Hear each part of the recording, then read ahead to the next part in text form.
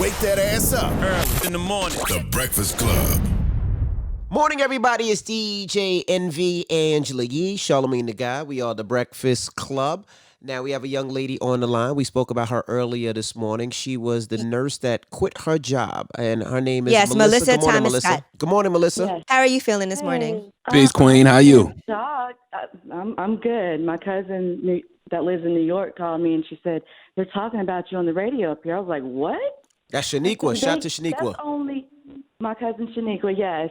That's only a small part of the story, what everybody's saying. There's so much more behind what forced me to make that decision. I mean, I didn't want to leave my job.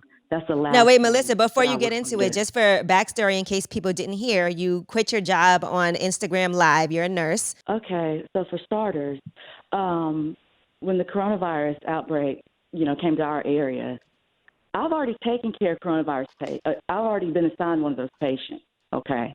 After that patient, it was a patient that was being tested for coronavirus, for starters. My concern, I even brought my concern up to the charge nurses, my team leaders. I'm like, hey, here's a part of the story that people don't know. My husband is in another state. He's not even here. Like, if I have to self-quarantine, who's going to watch my children? It's not the fact, because I have children. It's who's going to watch them if I have to be self-quarantined. That's the thing.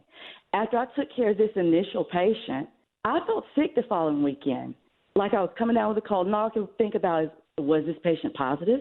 So when I went back to work, I asked my team leader, I said, how will we know, or will we be notified if our patients come back positive? Oh, yours was positive. Your manager, I don't want to say her name, the manager should have sent you an email. I said she didn't.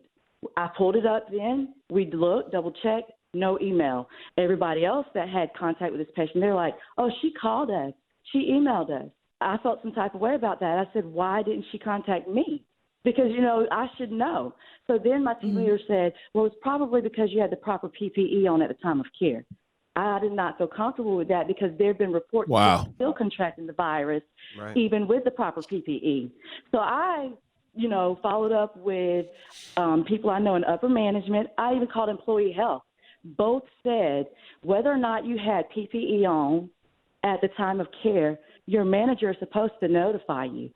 And I was never notified. Oh, I even approached the manager. She was very nasty whenever I asked her about it. And, I didn't get the answer I needed.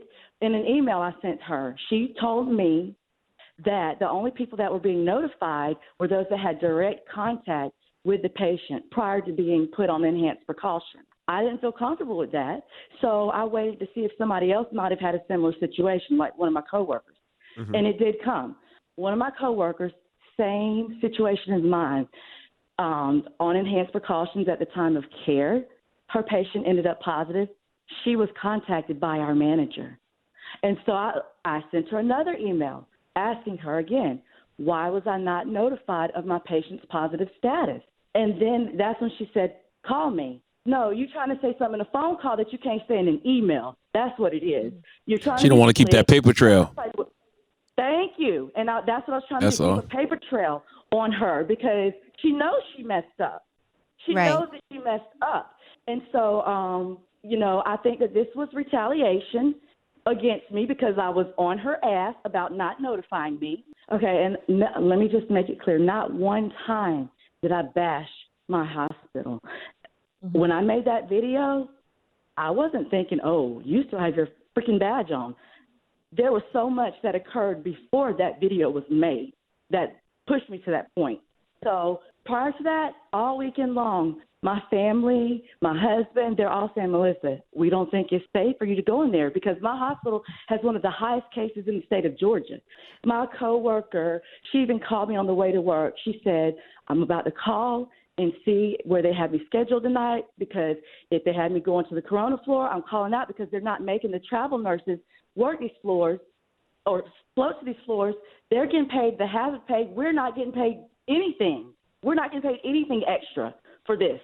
Okay, and it's not about the pay, but you're paying these other people $5,000. Why is this nurse? I don't know if the other floors are doing it. Why is she not sending the travelers, but you're sending your regular staff, and we're not even getting paid extra for it? So, question: nurses don't healthcare professionals don't get hazard pay? Not in my area, they don't. Now, Charlamagne, you just asked about hazard pay. Yeah, I asked do nurses get hazard pay. She said, not in her area. Not at her job. Mm-hmm. Right, we don't get it.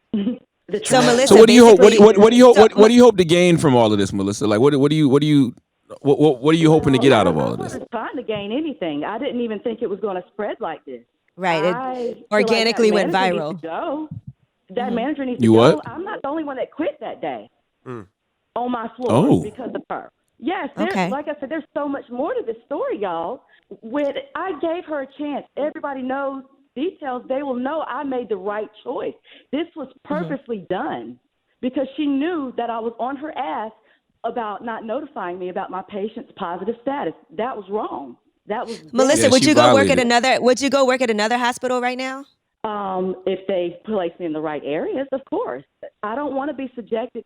I was already informed by my charge nurses that I work with. They said they told the manager of my status, my prior medical history. And she assured me, she was like, you don't have to worry about being assigned to those patients. You never should have been assigned to that first patient. Right. They assured me. And so if I don't have to go to this other patient, why are you going to send me to a whole freaking unit of those patients? Even the nurse that gave me that first patient, she came to me and she said, oh my gosh, Melissa, you should have told me you're a breast cancer survivor. I never would have sent you to that patient.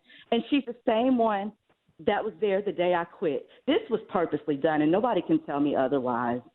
Yeah, I mean, the only way America can get the best out of their healthcare professionals is to treat them with care. If you all aren't feeling like y'all are being cared for, how are y'all going to care for other people?